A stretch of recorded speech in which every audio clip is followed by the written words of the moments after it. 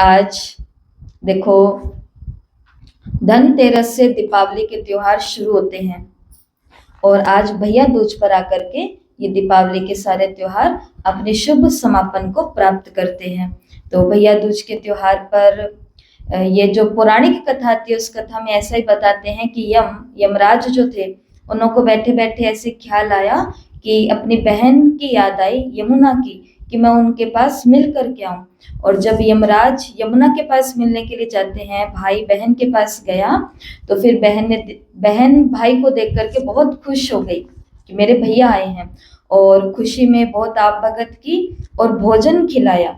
जब भोजन खिलाया तो यमराज भी बहुत ज्यादा खुश हो गए और यमराज ने अपनी बहन को बोला कि तुम आज जो कहोगी वो मैं तुम्हें देने के लिए तैयार हूं। तो आगे से यमुना ने यमराज से क्या मांगा, एक वचन मांगा। वचन ये मांगा कि आज के दिन, जिस दिन मैंने आपको भोजन खिलाया वो दिन था भैया दूज का, कि आज के दिन जो भी बहन के पास उसका भाई जाएगा और भोजन स्वीकार करेगा तो उस हर एक भाई के जीवन की रक्षा आपको करनी है। आज के दिन किसी के भी भाई के जीवन के ऊपर कोई आंच नहीं आनी चाहिए, और अगर किसी का आज के दिन काल आ भी जाता है तो आपको उसको नरक में नहीं, आपको उसे स्वर्ग में ही भेजना है।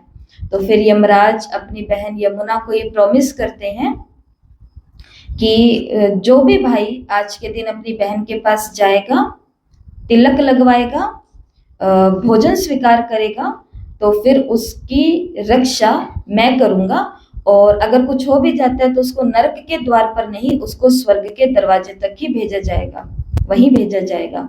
तो ये कहानी तो इतनी ही है पुराणों में जो आती है, परंतु शिव पिता परमात्मा जब हमारे जीवन में आते हैं तो हमें आकर के सच्ची भैया दूज का अर्थ बताते हैं।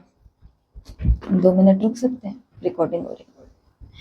तो वो हमें सच्चे भैया दूज का अर्थ बताते हैं कि आत्मा के संबंध से हम सभी कौन है, भाई हैं, और दैहिक नाते से पूरा विश्व हम सभी आपस में कौन है, भाई और बहन हैं। तो अब अगर इस कहानी को ही लागू किया जाए तो बहुत सारी कंडीशन हो सकती है। जरूरी नहीं है कि हर भाई के पास बहन हो जो उसको भोजन बैठ के खिलाए, जिसके घर वो जाए, और जरूरी ये भी नहीं है कि हर बहन के पास भाई भी हो। ये भी जरूरी नहीं है कि भाई और बहन एक ही एरिया में रह रहे और आराम से जा सके। हो सकता है बहन देश में है और भाई परदेश में है, तो वो भोजन करने के लिए कैसे आएंगे इतने दूर तक। तो ये किस परिप्रेक्ष्य के अंदर कहा जाता है कि वास्तव में जो भी इस संसार की हर कन्या माता को अपनी बहन समझेगा, बहन समझ करके भोजन स्वीकार करेगा। कौन सा भोजन, ज्ञान का भोजन, जो बाबा अभी हमें खिला ही रहे हैं ना। तो बहनों के पास जाना, ज्ञान का भोजन खाना और आत्म समृद्धि का तिलक लगाना, तो उनका काल आएगा, लेकिन वो काल उनको नरक में नहीं, वो कहाँ पर लेकर के जाएगा, स्वर्ग में, क्योंकि भोजन कौन सा कर लिया है, ज्ञान का। और बाबा ने हमको प्रॉमिस किया है ना, कालों के काल ने हमको क्या प्रॉमिस किया है कि जिसने ज्ञान को सुन भी लिया और अच्छा भी कह दिया, वो भी स्वर्ग के द्वार तो पहुंचेगा ही पहुंचेगा।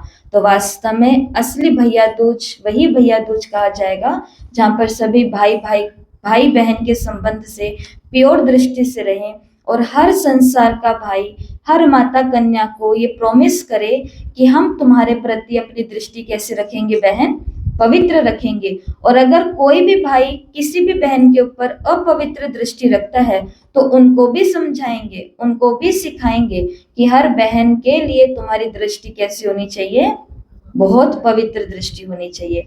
तो ऐसा ये भैया दूज का त्योहार है। तो प्यारे बाबा को आज के दीपावली के इस लास्ट त्योहार पर हम भोग भी स्वीकार कराएंगे, गुरुवार भी है, और फिर भैया दूज का सभी अपने माथे पर विजय का तिलक भी लगाएंगे, आत्म समृद्धि का तिलक भी लगाएंगे।